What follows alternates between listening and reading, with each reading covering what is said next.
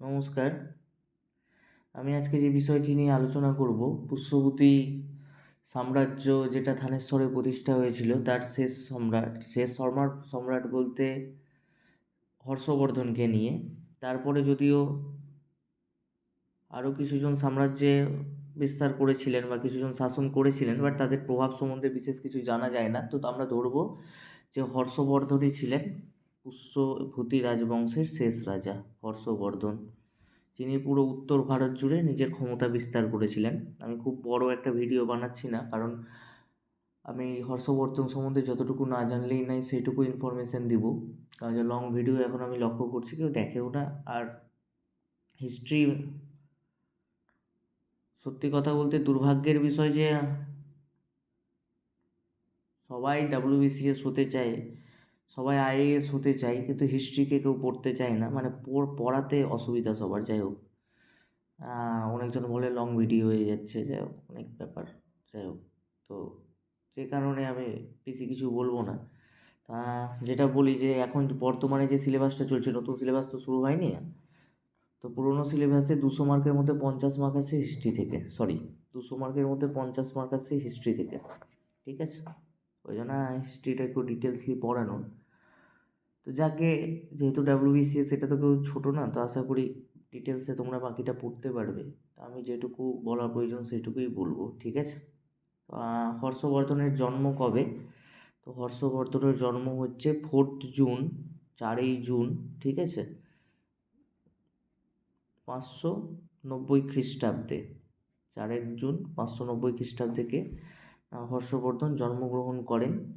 আর হর্ষবর্ধনের মৃত্যু হয় কত সালে? হর্ষবর্ধনের মৃত্যু হয় তোমার 647 সালে, মাত্র 57 বছর বয়সে, ঠিক আছে?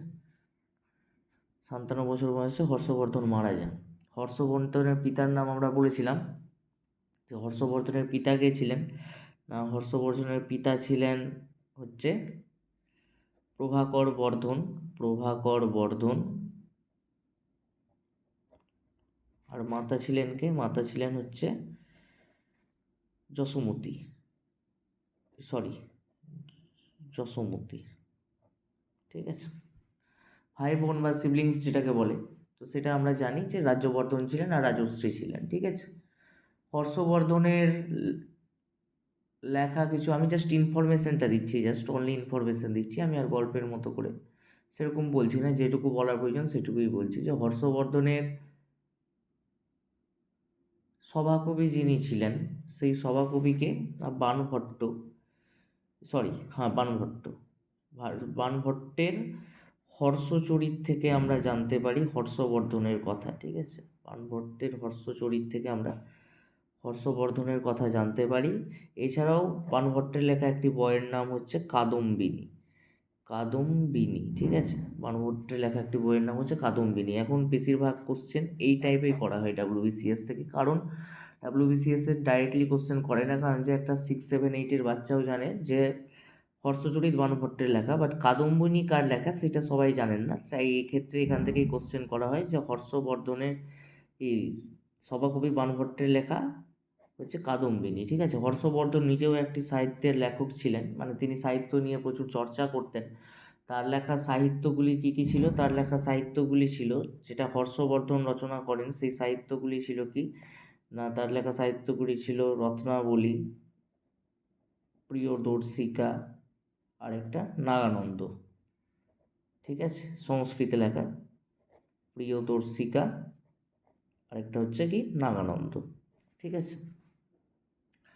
হর্ষবর্ধনের সময় হিউয়েন সাং ভারতের পরিভ্রমণে আসেন, এবং হিউয়েন সাংয়ের ভারত ভ্রমণ থেকে জানা যায় কি, হিউয়েন সাংয়ের যে পরিব্রাজক বলে গ্রন্থটি, যেখানে তিনি ভারত ভ্রমণ সম্বন্ধে বলেছেন, সেখান থেকেও আমরা হর্ষবর্ধনের কথা জানতে পারি। এছাড়া রমেশচন্দ্র মজুমদার, ডক্টর রমেশচন্দ্র মজুমদার ঐতিহাসিক, তার বিভিন্ন উপাদান থেকেও আমরা হর্ষবর্ধনের কথা কিন্তু জানতে পারি, ঠিক আছে? কিছু জিনিস বলতে হয় যেগুলো না বললেই একান্তভাবে হয় না। তো হর্ষবর্ধনের আমি বলেছিলাম, আমি খুব শর্টলি বলছি হর্ষবর্ধন, ঠিক আছে, যেহেতু লং ভিডিওতে কেউ শোনে না, আমি বাস্তবেই বলি যে কেউ শোনে না আমার, মানে লংলি আমি বোঝাবার চেষ্টা করি, আদৌ বুঝতে পারি কিনা আমি জানি না, যাই হোক কেউ কোনো রিপ্লাইও করে না। তো যাই হোক আমি আমার কাজটা করি, যে শোনার শুনবে, যে শোনার শুনবে না, যাই হোক। তো আমি এর আগের দিন বলেছিলাম ভারতের ম্যাপটা আমি আঁকি আরেকবার, ভারত তো না, এটাও আমি ভুল বলছি, ভারত না, ঠিক আছে, ভারত না, সেই সময়কার ভারত বলে পার্টিকুলার কিছু ছিল বলে আমার মনে হয় না, ভারতবর্ষ বলা হতো সেই সময়, ঠিক আছে, ভারতবর্ষ বলা হতো। এই ম্যাপটাকে প্র্যাকটিস করতে হতো, ঠিক আছে, ম্যাপটা প্র্যাকটিস করবে তোমরা যারা করছো, মোটামুটি একটা ম্যাপ আঁকতে হবে, দেখো ভালো করে পেন্টিং করার দরকার নেই, একটা মোটামুটি একটা ম্যাপ আঁকতে হবে, ঠিক আছে, যাতে তুমি চিহ্নিতকরণ করতে পারো। আর প্র্যাকটিস না থাকলে একবারে ম্যাপ আঁকা সম্ভব নয়, প্রচুর প্র্যাকটিসের প্রয়োজন, প্র্যাকটিসটা করবে আশা করি। তো এই পুরো উত্তর ভারত জুড়ে কার রাজত্ব প্রতিষ্ঠা ছিল, না এই পুরো উত্তর ভারত জুড়ে রাজত্ব প্রতিষ্ঠা ছিল হর্ষবর্ধনের, তাই তাকে তার যে উপাধি ছিল সেটা ছিল সকলোত্তর পথনাথ, অর্থাৎ সকল উত্তরের অধীশ্বর, ঠিক আছে, উত্তর পথের অধীশ্বর বা সকলোত্তর পথনাথ বলা হতো, সকলোত্তর পথনাথ বলা হতো কাকে, না হর্ষবর্ধনের উপাধি ছিল সকলোত্তর পথনাথ, অর্থাৎ উত্তর পথের অধীশ্বর, ঠিক আছে, হর্ষবর্ধনকে সকলোত্তর পথনাথ বলা হতো। এখানে আমি কিছু বলেছিলাম যে এখানে মালব রাজ্য ছিল, এখানে ছিল কনৌজ এই পোর্শনটাতে, এখানে ছিল থানেশ্বর, এখানে ছিল গৌড় শশাঙ্কদেবের, এখানে ছিল কামরূপ কামাখ্যা বর্তমানে, সেই সময় কামরূপ। তা আমি বলেছিলাম যে এখানে মুঘলি বংশের রাজা গ্রহবর্মণ রাজত্ব করতো, তো সেই সময় গ্রহবর্মণকে হত্যা করে, আমি এগুলো আগে ভিডিওয়ে বলেছি, আমি আর বলছি না, নাহলে ভিডিও লং হয়ে যাবে, ঠিক আছে। যদি কেউ না শুনে থাকো শশাঙ্কের ভিডিওটা দেখে আসো, গৌরাধিপতি শশাঙ্কের ভিডিও চ্যানেলে আপলোড করা আছে, এর আগের চ্যানেলেই, সেখান থেকে দেখে আসো, দেন এই ভিডিওটা দেখো, আর না হলে অন্য কোনো চ্যানেলে চলে যেতে পারো। যাই হোক, তো এখানে মালব বংশ এই মুঘলি বংশের কনৌজে, এটা কনৌজের শাসনকার ছিল না মুঘলি বংশের রাজা গ্রহবর্মণের, এখানে ছিল গৌড়, সেখানে কে শাসন করতো, না শশাঙ্ক শাসন করতো, এটা ছিল কামরূপ, ঠিক আছে, এটা ছিল কামরূপ, এটা ছিল মালব বংশ, ঠিক আছে, আর এটা ছিল থানেশ্বর, সেখানে ছিল পুষ্যভূতি সাম্রাজ্যের শাসন ছিল।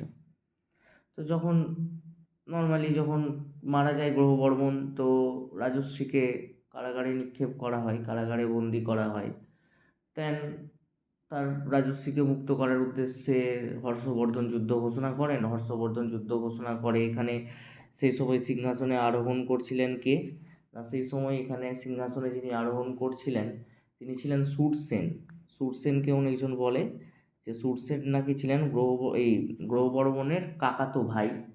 তো সুরসেন সেই সময় সেখানে রাজত্ব করছিলেন, তো যখন হর্ষবর্ধন জানতে পারে তখন যে তার দিদিকে বন্দি করে রাখা হয়েছে, সুরসেনের বিরুদ্ধে তিনি যুদ্ধ ঘোষণা করেন এবং যুদ্ধে সুরসেনকে হারিয়ে দেন এবং সুরসেন হেরে যায় এবং সুরসেনকে তিনি হত্যা করেন, হত্যা করে কি করেন না কনৌজ তিনি দখল করে নেন, সঙ্গে সঙ্গে তিনি গৌড় যদিও যুদ্ধ করেননি, অনেকের মতে যে এটির পিছনে শশাঙ্কেরই একটি কূটনৈতিক চাল বর্তমান, যে তিনি কনৌজের কারাগার থেকে তার বোনকে সরিয়ে দিয়েছিলেন, যার কারণে যুদ্ধে বিলম্বিত হয়েছিল এবং পরবর্তীকালে যিনি যখন গৌড় আক্রমণ করেন সেক্ষেত্রে গৌড় আধিপতি শশাঙ্ক নিজের ঘর গুছিয়ে নিয়েছিলেন।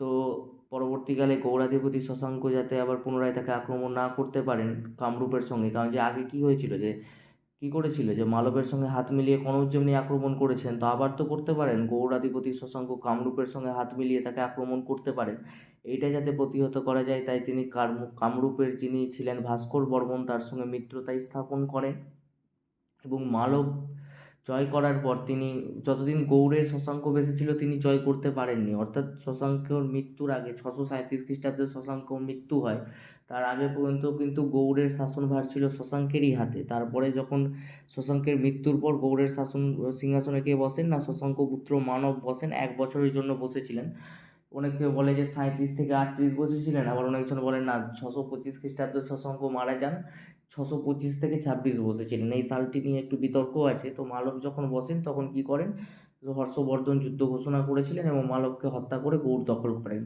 এর উপরের কিছু অংশ কামরূপকে দেওয়া হয় এবং কিছু অংশ বাকি গৌড়টা দখল করে নেন, ঠিক আছে। তো মালব অধিপতি যিনি ছিলেন, মানে মালবের শাসক, তার সঙ্গে শোনা যায় হর্ষবর্ধন নিজ মেয়ের কন্যার বিবাহ দান করেছিলেন, যাতে গৌড়ের আধিপত্যের সঙ্গে কোনো করে আবার পুনরায় কনৌজ দখল না করতে পারে, তাই বৈবাহিক সম্পর্কে আবদ্ধ হয়েছিলেন, ঠিক আছে। আর বলতে গেলে হর্ষবর্ধন প্রচুর দান করতেন, প্রচুর দানী রাজা ছিলেন। তিনি বৌদ্ধদের জন্য প্রচুর দান দক্ষিণা করতেন। এছাড়াও তিনি শৈব এবং শিবের পূজার আরাধক ছিলেন। তিনি প্রয়াগে 5 বছর অন্তর, প্রয়াগে যে বর্তমানে কুম্ভ মেলা যেমন হয়, তো প্রয়াগে তিনি 5 বছর অন্তর অন্তর মেলার ব্যবস্থা করেছিলেন। এছাড়াও তিনি প্রচুর দান করেছিলেন। তিনি তার তার আমলে 3 ধরনের কর ছিল, একটা ভূমি কর, একটা রাজস্ব কর, ঠিক আছে, যেটা বাণিজ্যের উপরে ছিল, এবং আরেক ধরনের ছিল যেটা জরুরিকালীন কর বলা হতো, ঠিক আছে। 3 ধরনের কর ছিল তার সময়।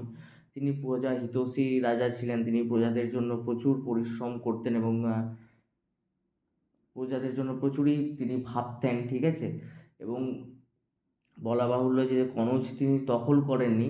কনৌজে যখন তিনি সিংহাসনে বসবেন, সেই সময় তার আগে তিনি সবার পরামর্শ নিয়ে, সকল জনের পরামর্শ নিয়ে তারপরে তিনি কনৌজের সিংহাসনে বসেন এবং কনৌজের সিংহাসনে তিনি পরিচালনা করেছিলেন। যদিও হর্ষবর্ধনের পরে আর সেরকম কোনো রাজার অস্তিত্ব পাওয়া যায় না। এর পিছনে দায়ী কিছু কারণ ছিল, এর ধ্বংসের কারণ, যে তিনি কোনো টাকা দিতেন না বলতে তিনি ভূমি দান করতেন। যেরকম এখন কোম্পানির শেয়ার বিক্রি হয়, ঠিক সেইভাবে তিনি তার আমলে সামন্ত ব্যবস্থা, যেরকম তার আমলে যে এই বাহিনী ছিল, কুন্তল, ঠিক আছে, অশ্ববাহিনীর যিনি প্রধান, কুন্তল পদাতিক বাহিনীর যিনি প্রধান, এইভাবে বহুজনার প্রধান, তারপরে তার যে সৈন্যরা চট এবং ভট নামে পরিচিত, এভাবে তিনি আলাদা আলাদা বিভিন্ন রকম, তার অ্যাডমিনিস্ট্রেটিভ খুবই স্ট্রং ছিল।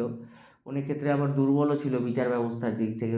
তো যাই হোক, তো তিনি বিভিন্ন রকম পোস্ট ক্রিয়েট করেন এবং বিভিন্ন জায়গায় তিনি বেতনের পরিবর্তে ভূমিদান করেন এবং সামন্ত মহাসামন্ত নিয়োগ করেছিলেন, যেহেতু তাই হর্ষবর্ধন যতদিন বেঁচে ছিলেন ততদিন তো কোনো প্রবলেম হয়নি। কিন্তু হর্ষবর্ধনের মৃত্যুর পর সবাই নিজেকে স্বাধীন ঘোষণা করতে থাকেন। তার পরবর্তী যে জেনারেশনে যে রাজাগুলো ছিলেন, তারা যেহেতু খুব একটা শক্তিশালী ছিলেন না, তাই সবাই নিজেকে স্বাধীন ঘোষণা করতে থাকে এক ধার থেকে, এবং আস্তে আস্তে হর্ষবর্ধনের সাম্রাজ্য আস্তে আস্তে অন্য ইসের অধীনে যেতে শুরু করে, ঠিক আছে। যেহেতু তিনি এটা তার ফল্ট, যে তিনি যদি রাজস্ব দিতেন তাহলে একটা কথা ছিল, বাট রাজস্ব তিনি দিতেন না, তার বলতে ভূমি দান করতেন, তাই ভূমির উপরে তার খুব একটা পাকার ছিল না। এবং তার যেহেতু পার্মানেন্ট কোনো আর্মি ছিল না, সেক্ষেত্রে তাকে বেশিরভাগ সময়ই সেই তার আন্ডারে থাকা কর্মচারীদের উপর নির্ভরশীল হয়ে থাকতে হতো, যে কারণেও তিনি খুব একটা মানে মানে সেদিক দিয়েও খুব একটা শক্তিশালী ছিলেন না, ঠিক আছে। মানে এমনিতেও শক্তিশালী ছিলেন, বাট তার সাম্রাজ্য যে শক্তিশালী ভিতের উপরে দাঁড়িয়ে থাকবে, সেই ধরনের শক্তিশালী কিছু কিন্তু তার মধ্যে ছিল না, যার কারণে হর্ষবর্ধনের মৃত্যুর পর, অর্থাৎ 57 বছরে যখন হর্ষবর্ধন গ্রহণ করেন, তারপরে তার সাম্রাজ্য ভেঙে পড়ে। আর মানে আস্তে আস্তে হর্ষবর্ধনের মৃত্যুর পর অন্যান্য সাম্রাজ্য এবং অন্যান্য রাজারা তার সাম্রাজ্য দখল করতে থাকে এবং কিছু সামন্ত রাজা নিজেদেরকে স্বাধীন ঘোষণা করে নিজেদের রাজ্য, যেমনি শশাঙ্ক বা আদার্সরা করেছিলেন মহাসেন গুপ্তের মৃত্যুর পর, ঠিক একইভাবে এটাও কনৌজ, থানেশ্বর সব কিছুই আস্তে আস্তে তাদের হাতছাড়া হয়ে যায়। তো যাই হোক, আমি যতটা ছোট করে বলা সম্ভব বললাম, ঠিক আছে। ধন্যবাদ।